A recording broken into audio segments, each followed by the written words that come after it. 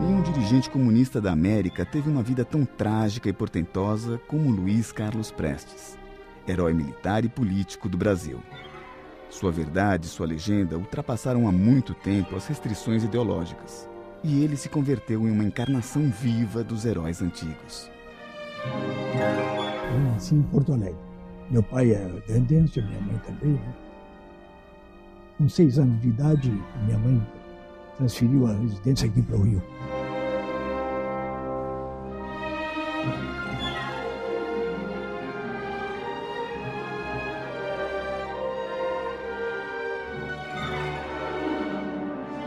Mais tarde, em 1909, ela conseguiu que eu fosse matriculado no colégio militar.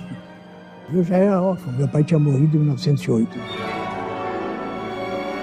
Com meu avô falecendo e o papai ainda era menino, ele não tinha outra alternativa do que ir para a escola militar, né? E como ele era filho de um militar que participou dos movimentos importantes políticos brasileiros, que resultou na proclamação da República, ele teve as portas abertas do colégio militar e lá ele se formou e mais adiante fez a graduação, se formou em engenharia civil. A formação dele, uma formação militar, ele vai para o Exército Brasileiro, um oficial do Exército Brasileiro, e isso dá também a ele a oportunidade de compreender um pouco mais o país, porque a época que o Prestes vai para o Exército é uma época em que você tem no Exército gente das pessoas mais simples que entravam ali como recruta zero, a gente ficava como soldado, e esses soldados naquela época podiam chegar a oficiais. Participou do movimento tenentista, início da década de 20, e como todo militar oficial naquele tempo, tinha uma influência muito grande do positivismo. O movimento tenentista começou em 21, 22, né? O primeiro levante foi o 5 de julho de 22 aqui na Copacabana, em que o Siqueira Campos, com o Eduardo Gomes, etc., marcharam nos 18 do Forte. Foi 5 de julho de 22. Né? Aqui no Rio, nas cidades, qualquer um votava com qualquer documento. Bastava ter um documento qualquer, podia votar 2, 3, 4 vezes, podia votar. Protestávamos também contra as injustiças, que o Poder Judiciário sempre foi um dos mais corrompidos no Brasil, mais injustos, mais corruptos. Né? Então o movimento tenentista surgiu justamente desses jovens oficiais que se reuniram ali pela década de início de 20, 21, começou a surgir o movimento tenentista. Então esse debate era muito grande dentro do Exército Brasileiro.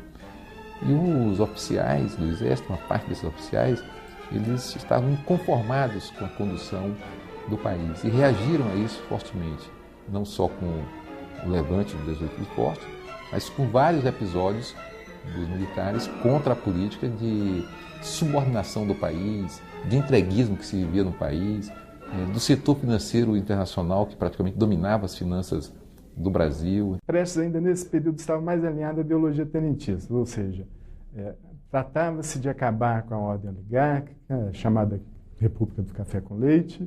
Isso significava, naquele momento, contestá-la sobretudo por meios militares. Essa teria sido a maior realização do tenentismo, né? A busca por reformas no plano político, a busca da contestação do poder das oligarquias, reunidas em torno desse acordo que tornou possível, né, chamada República Velha, e a superação desse estado de coisas. Então ele passa a ter essa visão também do país, uma visão nacional, no diálogo, no debate, na discussão com os oficiais do próprio Exército Brasileiro. Acho que isso deu uma marca muito importante para que, em seguida, você tivesse o movimento que ele comandou da coluna invicta, que exatamente é a coluna que hoje nós conhecemos como coluna Prestes. A coluna Prestes organiza-se por volta de 1924-25 e se estende até 1927 e reunia boa parte dos oficiais e militares, né, patente já de estudo, são tenentes, né, que tinha uma proposta crítica de se acabar com a República Oligárquica no Brasil. Não havia ainda, por parte de Prestes nesse período, um alinhamento à ideologia marxista ou comunista. A aproximação dele com o marxismo vem como resultado da marcha da coluna Prestes, né? Ele, aos 29 anos, termina a marcha, uma marcha que durou 2 anos e 3 meses, uma marcha onde ele, como estrategista militar, derrotou 18 generais do Exército Regular Brasileiro, uma marcha que foi importante para o esforço que resultou na derrubada da República Velha, né, na Revolução de 30, né? Mas a Marcha da Coluna Prestes mostrou para ele um país que ele não conhecia, né? Nos 25 mil quilômetros de marcha, ele encontrou homens no interior do Brasil passando fome. Como que podia ser num país tão rico, com terras infinitas, e a sua população passando fome? Um movimento muito exitoso, como todos sabiam, né? A coluna não venceu, porém nunca foi derrotada. E quando ela se desmancha, em 1927, ela se desmancha com o exílio de boa parte dos seus componentes na Bolívia.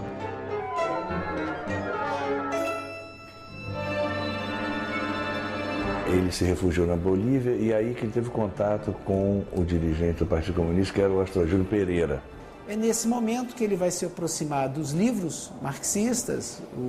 Um dos fundadores do Partido Comunista Brasileiro, Astrogildo Pereira, tem um encontro histórico com ele na Bolívia, em 1927, entrega alguns livros. Esses livros eram O Que Fazer, O Estado e a Revolução, de Lenin, né? Esses livros me impressionaram muito. E após essa leitura, ele começa a ter uma aproximação maior com as ideias marxistas. Depois que os soldados, a maioria, voltou para o Brasil, já em 28 eu fui lá para Buenos Aires, que é um centro cultural. Lá eu tive contato logo com o Partido Comunista Argentino, né? E comecei a estudar o marxismo mesmo. Depois viaja, encontra-se com os comunistas russos e vai criando um laço muito forte. Esse período de formação, de 30 a 34 na União Soviética, é que vai fazer com que ele se aproxime de fato, não apenas da ideologia comunista, mas passe a ter contato, então, com depois seria conhecida como Olga Benário, futura companheira dele, no período em que ele novamente retornaria ao Brasil em 34. Ninguém sabia nada, porque ninguém sabia, eu vim aqui de surpresa, viajei pelo Pacífico. De Santiago do Chile, vim a Buenos Aires e a Montevidéu depois. Fiquei em Montevidéu, e de Montevidéu é que eu parti para o Brasil. Num avião da Tecoer, que alugavam poucos lugares, né? É um avião correio, que alugavam 2, 3 lugares, às vezes. Naquela época a clandestinidade era bastante rigorosa. Foi montada, então, uma aliança, né, libertadora nacional, que era uma frente no qual estavam os comunistas. Ali você tinha os comunistas, tinha os socialistas, tinha os democratas, nacionalistas. Então você tinha uma força popular que estava ali por baixo.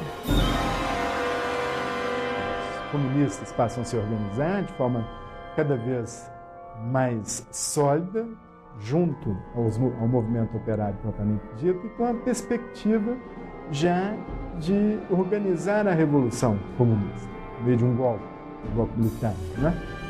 E por meio de um movimento militar, características realmente de tomar o poder. Esse é o significado da intentona em 35. Preparou-se a rebelião, mas teve algum sucesso em Natal um pouco e no Rio de Janeiro, mas fracassou, né? Foi uma coisa muito voluntarista. E é uma tentativa militar abortada pelo regime de Getúlio, né?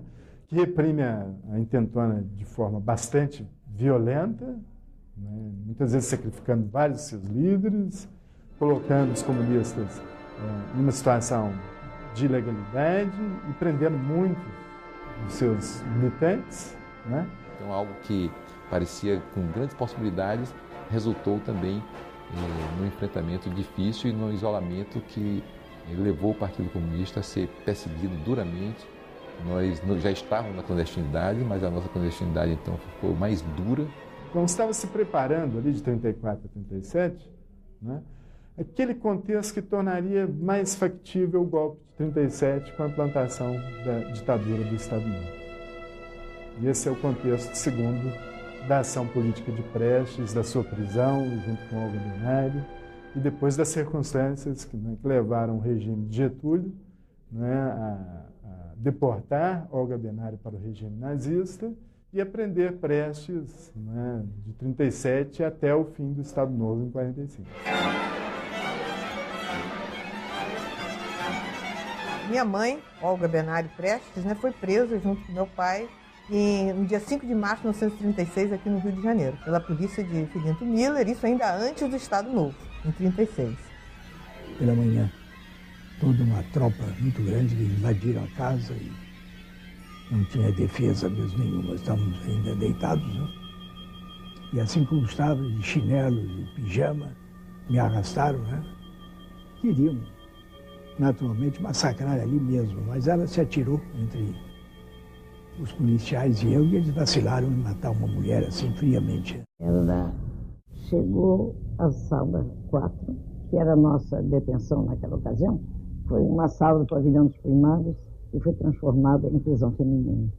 Dizem que é o primeiro presídio político de mulher no Brasil. Nós fomos saber que era Olga Benário depois que ela contou que ela era Olga Benário, como tinha chegado ao Brasil. Ela tinha procurado meu marido, Luiz Werneck de Castro, para ver se regularizava a questão do casamento dela com Prestes, porque elas estavam casadas no estrangeiro. Mas não houve tempo, porque elas foram presas logo depois, não houve essa possibilidade. Em setembro ela foi tirada de lá. Arrancada, pode-se dizer, da sala 4. Ela era uma comunista internacionalista, comunista alemã, e tinha sua cabeça a prêmio na Alemanha nazista. Estava em plena Alemanha nazista, no tempo de Hitler, né? O presidente da República dos Estados Unidos do Brasil, considerando que a alemã Maria Berger Vilar, que também usa os nomes Frieda Wolf Behren, Olga Bergner, Olga Benário, Olga Meirelles, Maria Prestes e Erna Krieger, se tem constituído elemento nocivo aos interesses do país e perigoso à ordem pública, conforme foi apurado pela Polícia do Distrito Federal, resolve, em conformidade ao disposto no artigo 113, número 15 da Constituição Federal, expulsar a referida estrangeira do território nacional. Rio de Janeiro, 27 de agosto de 1936. Getúlio Vargas.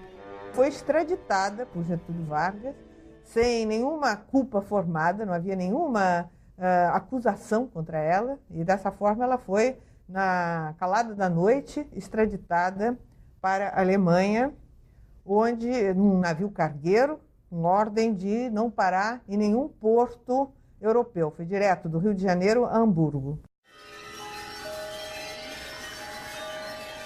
Carlos, meu querido, com a ajuda de nossa mãe, estou tentando fazer-te chegar estas linhas.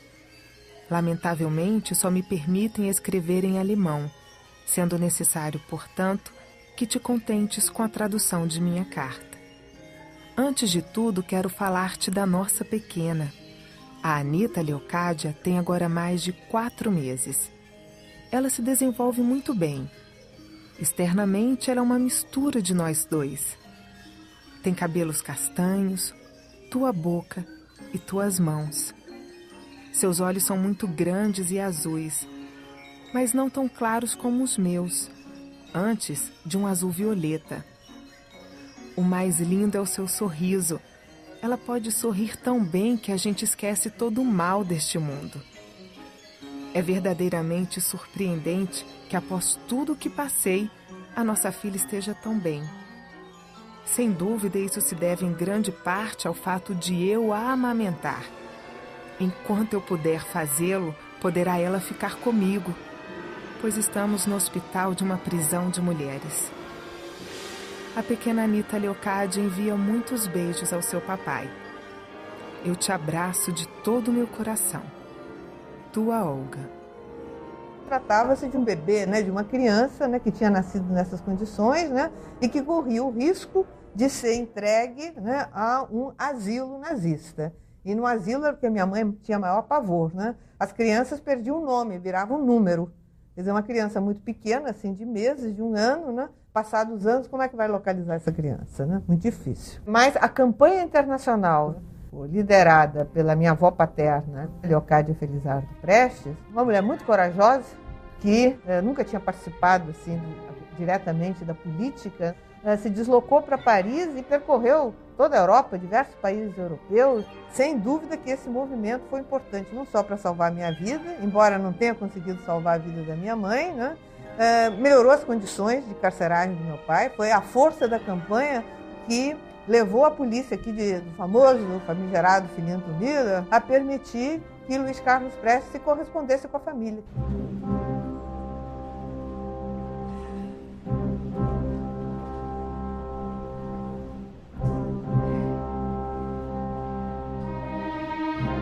Minha pequena querida, recebi a 11 deste mês, junto com a primeira carta de nossa mãe, as linhas que lhe escreveste a 31 de janeiro último. Dizer-te da emoção que essas notícias me causaram é para mim impossível, e para ti eu sei que desnecessário. Então, meu amor, apesar de todas as dores e de todos os teus sofrimentos, apesar de todas as dificuldades por que passaste, esse pequeno ser, do qual tu me dizias que seria a expressão viva de tudo de bom e doce que existe entre nós, esse pequeno ser realmente existe? Como eu gostaria de vê-la e de poder tomá-la em meus braços. Tenho mesmo agora quase que inveja de ti, meu amor. Tu dizes que fazes todo o possível para que nada lhe falte. Bem posso imaginá-lo. Mas é preciso, antes de mais nada, então, dedicar muita atenção à tua própria saúde, que é para ela indispensável. Imagino que estejas inquieta quanto à minha saúde e à minha situação. Estou agora um pouco mais magro, mas a saúde não vai mal e o ânimo é o mesmo. Atualmente, já posso escrever e espero em breve poder ler. Com a ajuda dos livros, penso tornar menos desagradável minha situação. Mas o principal é que a partir de agora, poderemos nos corresponder regularmente. Bem, minha pequena, convém aqui terminar por hoje. Tu podes compreender como eu teria coisas a te contar, para retomar as longas palestras que era um de nossos maiores prazeres naqueles inesquecíveis dias de nossa vida em comum. Vamos guardá-las para mais tarde, não é verdade? Aguardarei com impaciência a tua resposta. Tu darás por mim à minha querida filha meu primeiro beijo. Tomo tuas mãos entre as minhas e te dou muitos beijos. Teu Carly.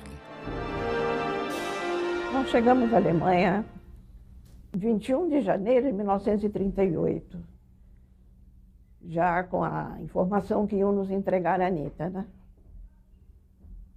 Nós fomos à Gestapo, acompanhadas por um advogado francês que nos acompanhou desde Paris, Maître Drujon.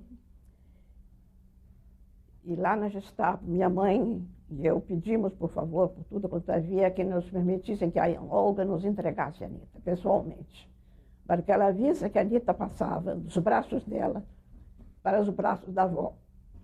Disseram que a mamãe pedia impossíveis. Aí, à vista disso, nós esperamos, veio uma funcionária lá da prisão, trazendo a Anitta no colo, a Anitta chorando, coitadinha, com as lágrimas correndo ainda, naturalmente, da separação da mãe, né? Eu imagino que deve ter sido um momento muito trágico para a Olga, né? E se refletiu na criança, ela não entendia o que estava acontecendo, mas estava com a carinha toda molhada de lágrimas, assustada. E aí nos entregaram a Anitta.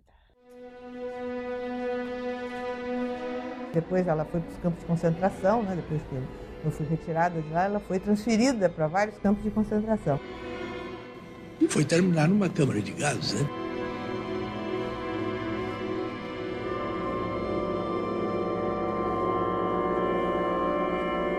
Ele ficou preso até 45. Dizia que lia muito na prisão os estoicos gregos, né? Ele ficou praticamente numa cela solitária o tempo inteiro, né? 9 anos ficar numa prisão solitária não foi uma experiência fácil, né, para ele. E com certeza, para não enlouquecer, ele teve que manter um ritmo de muita disciplina, né, dentro da sua cela. Então, ele fazia muitos exercícios, não somente físicos, como exercícios mentais, né? E foram anos que ele dedicou muito à leitura, né? Vamos dizer assim, foi uma fase da vida dele onde ele pôde ler muitos livros. Já no final, o Getúlio abrandou a prisão, né, para o meu pai, E aí ele pôde receber algumas visitas importantes na prisão, oferecer entrevistas também. Eu só fui conhecer meu pai já com quase 9 anos, depois da anistia aqui no Brasil, em 45. Porque eu primeiro fui para a França, né? Depois nós fomos, a minha avó, a minha tia e comigo, né? Foram para o México, por pressão dos amigos, dada a proximidade da guerra, né? A guerra se aproximava. Então nós viajamos para o México, que nos concedeu asilo, e realmente vivemos lá no México. A minha avó faleceu. E depois, em 45, né, com a anistia aqui no Brasil, com a vitória, né, meu pai saiu da prisão, junto com todos os presos políticos, né, e só aí que então nós pudemos vir para o Brasil.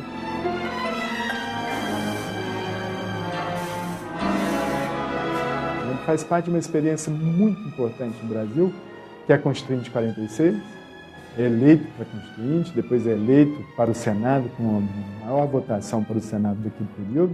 É muito importante para assinalar o protagonismo político que a figura de Prestes adquirira naquele exato momento de transição. É importante retomar os discursos dele nesses 2 anos, 45 e 46, porque esses discursos expressam essa mudança de orientação político-partidária.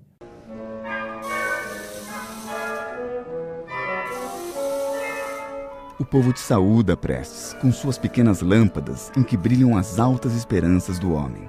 Por isso me mandaram, pelo vento da América, para que te olhasse e logo lhes contasse como eras, que dizia o seu capitão calado por tantos anos duros de solidão e sombra.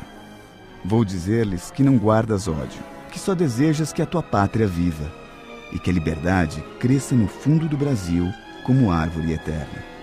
Eu quisera contar-te, Brasil, muitas coisas caladas, carregadas por estes anos entre a pele e a alma, sangue, dores, triunfos, o que devem se dizer o poeta e o povo. Fica para outra vez, um dia. Peço hoje um grande silêncio de vulcões e rios. Um grande silêncio peço de terras e varões. Peço silêncio à América, da neve ao pampa. Silêncio. Com a palavra, o capitão do povo. Organizemos, pois, o nosso povo, especialmente as grandes massas trabalhadoras das cidades e do campo, e fazendo uso das grandes armas da democracia, livre discussão, livre associação política e sufrágio universal, marchemos com confiança e audácia para frente, sempre prontos a esclarecer e educar politicamente o povo. Devemos olhar para adiante e não para trás, não para o passado, mas para o porvir. O futuro que nos cabe construir com os materiais de que dispomos, com as forças que efetivamente possuímos e na base da realidade econômica, social e política de nossa terra e do mundo. É o que nós, comunistas, havemos de fazer.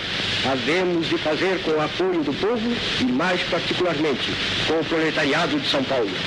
Salve, povo de São Paulo! Viva o Brasil, livre, unido, democrata e progressista. O partido só se fortalecia, o partido só crescia. Suas ideias passavam a ser ideias bem aceitas pelo conjunto da população. Acho que esse que é o problema que vai nos confrontar com o Dutra, que é um dirigente do Brasil que foi eleito presidente da República, um general, mas que é um homem absolutamente conservador, absolutamente da direita, com ideias nazistas mesmo na cabeça e capaz de todo tipo de perseguição aos comunistas. Basta dizer que ele perseguiu até o projeto de construção do Centro Tecnológico da Aeronáutica, porque tinha sido feito o projeto pelo Niemeyer, entendeu? Então você imagina que tipo de pessoa estava dirigindo o Brasil. E isso resultou, dessa perseguição, resultou na cassação do registro do partido em 47 e em seguida, no início de 48, cassaram-se também os mandatos dos parlamentares eleitos pelo Partido Comunista, tanto os deputados federais como o senador Luiz Carlos Prestes e o seu suplente, Abel Sherman. Os dois foram cassados. Nós temos um regime político bastante instável, né, de 46 até o golpe de 64, aberto a múltiplas tentativas de golpe, de organização da centro-direita e, ao mesmo tempo, do surgimento de um segmento militar com uma ideologia também bastante precisa, ideologia da segurança nacional. E aí meu pai vai passar um longo período clandestino de 1950 até 1958, 59. E é nessa ocasião, em 1950, que o papai vai conhecer minha mãe. Fui indicada para ser segurança do Prestes. E aí foi que eu conheci o Prestes pessoalmente. Na minha imagem, o Prestes era um homem assim, como se fosse um Hércules, forte, robusto, não é? Que enfrentava todas essas situações que a gente vivia. E quando ele chegou no dia 4 de dezembro de 1950, os anos 50, foi quando eu conheci ele, 51, 52, eu fiquei meio decepcionada. Era um homem baixo, magrinho, não é? De pouca estrutura, não? E o Geucondo Dias foi quem me apresentou. Fui responsável pela vida desse homem durante 10 anos, quando a polícia procurava ele no Brasil inteiro. Eu estava com ele dentro de uma casa sendo responsável e a polícia nunca descobriu quem era que era responsável pela vida desse homem. De maneira que eu me sinto orgulhosa de ter participado da vida do Prestes, não só durante esses 10 anos, mas durante os 40 anos com quem vivi. E aí você vê o papai morando clandestino, perseguido pela polícia, né?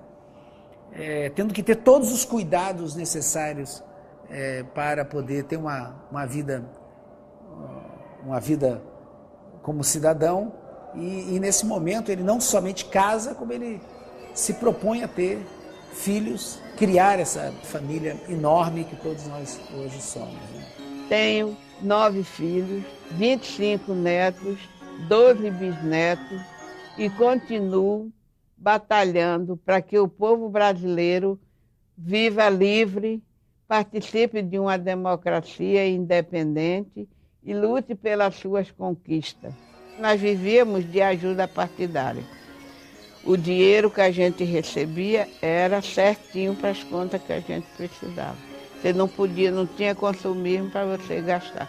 Nunca tivemos televisão, máquina de lavar roupa, liquidificadores, enceradeira, essas coisas, tudo era supérfluo. A gente só tinha as roupas necessárias, a comida necessária e o que precisávamos para sobreviver, porque ele dizia, o dinheiro vem da classe operária e nós temos que dar conta disso aí para a nossa sobrevivência, que eles estão nos ajudando.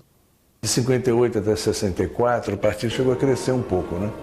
Em 64 foi outro golpe no partido, porque o partido estava tentando obter a legalidade, né? No governo de João Goulart, não conseguiu. Com o golpe, aí a clandestinidade foi mais profunda. Vários dirigentes foram presos. Então, a grande questão aí, para os setores mais à direita, de formação militar, era a luta contra a conspiração comunista. Algo que ficará bastante claro em 1964, em todas as tentativas e os golpes militares efetivamente acontecidos na América Latina nesse período. Se há algo em comum entre todos eles, é esse surgimento, né, de segmento militar, né, com uma característica anticomunista bastante clara.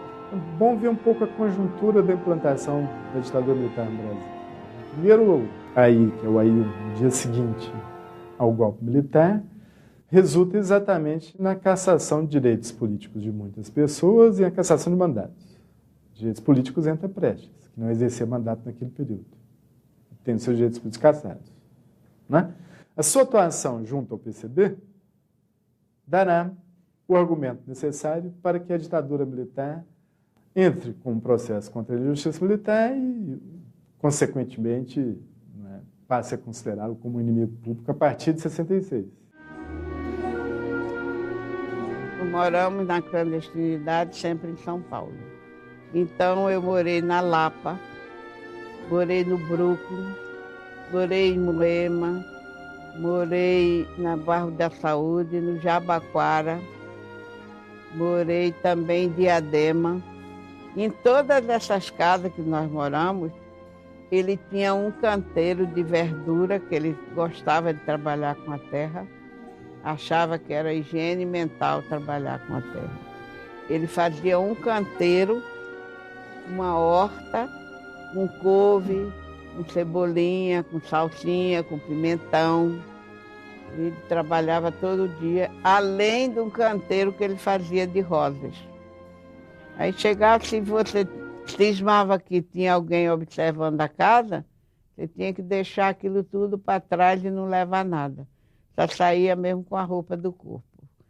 E em várias casas lá em São Paulo aconteceu isso e nós tivemos que fazer mudança para que o aparelho ficasse intacto e a polícia não descobrisse o paradeiro do Prestes.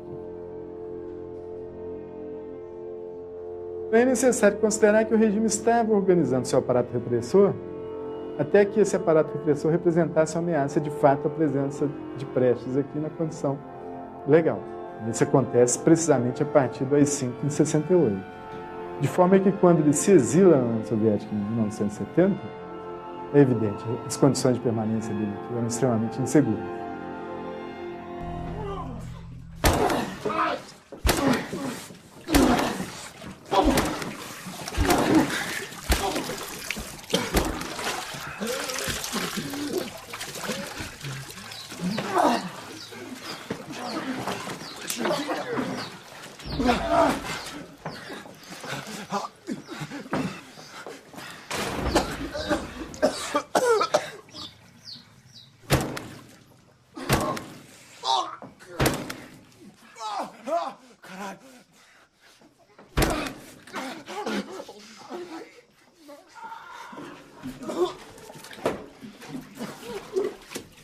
Aí nós já temos todo o aparato repressor da ditadura construído, em todo o sistema de tortura, de investigação policial, de vigilância das fronteiras, enfim, um aparato de repressão funcionando plenamente, período de Médici, né?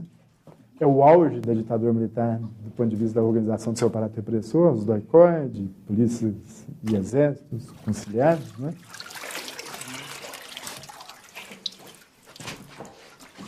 E, ao mesmo tempo, o partido PCB passa a ter uma atitude bastante clara de não se opor ao regime por meio da insurreição militar, né? Isso já antes havia dado motivo a uma cisão entre o PCB e o PCdoB. O PCdoB, né, sempre a favor da resistência por meio da luta armada, foi o que efetivamente se contrapôs ao regime por esse viés, né? Até a experiência de Araguaia é bastante expressiva nesse sentido. O PCB não, tratava-se de se posicionar contra a ditadura, mas sem apoio à luta armada. Isso na nossa vida lá em São Paulo, a minha vida era vigiada frequentemente. Todos os lugares os meninos saíam para a escola, era vigiado, seguiam eles, eu seguia eles. Mas assim mesmo eu tive vários encontros clandestinos com o Prestes, e numa dessas viagens eu falei para ele que era melhor que a gente saísse do país, fosse para a Rússia. Porque quando eu estive lá em 64, eu falei com os companheiros lá da Rússia que eu gostaria que um dos filhos meus fosse estudar lá. E eles disseram, não tem problema, quando você quiser é só mandar pedir que a gente encaminha tudo isso. E dentro desse fato aí, nós achamos melhor emigrar para a União Soviética, a antiga União Soviética, aonde nós fomos viver lá. Porém, quando ele retorna, já em 1979, com a anistia, nós temos um Prestes aí, já bastante envelhecido, isso é claro, mas um Prestes que ficou 9 anos distante das estruturas locais e nacionais de organização do PCB, né? Um Prestes que não testemunhou como é que essa oposição dentro do regime viria se transformar, vamos dizer assim, em uma adesão quase simples do PCB aos partidos mais conservadores. Ele rompeu com o Partido Comunista, já com mais de 80 anos de vida, secretário-geral há muitos anos, né? E rompeu em uma situação muito difícil, em que ele ficou efetivamente sem recursos até para sobreviver. Quer dizer, a sobrevivência dele foi assegurada como? Oscar Niemeyer deu um apartamento, os amigos compraram um carro, né? E uma das irmãs dele, com a colaboração de vários amigos, fazia uma coleta mensal para ele poder sobreviver e se sustentar. Mas nada disso, né, impediu que ele rompesse na hora que ele se convenceu que aquele Partido Comunista tinha, como ele costumava dizer, traído os interesses da classe operária. Não era mais um partido revolucionário. E o papai, mesmo estando com 90 anos de idade, o papai vai percorrer o Brasil todo. Ele foi a todos os estados brasileiros e a quase todas as grandes cidades brasileiras, levando a mensagem da necessidade da eleição de Brizola para a presidência da República. E o papai deixa um exemplo nesses últimos 10 anos dele de vida ele continuou como um comunista revolucionário, mas também ele como cidadão, ele como brasileiro, ele não se furtou de participar das campanhas políticas que pudessem, de alguma maneira, abrir novas portas para o aprofundamento da democracia no Brasil. A esperança existe. A certeza, mais do que esperança, é a certeza de que o Brasil vai chegar a um regime novo, diferente, livre efetivamente da exploração do homem pelo homem.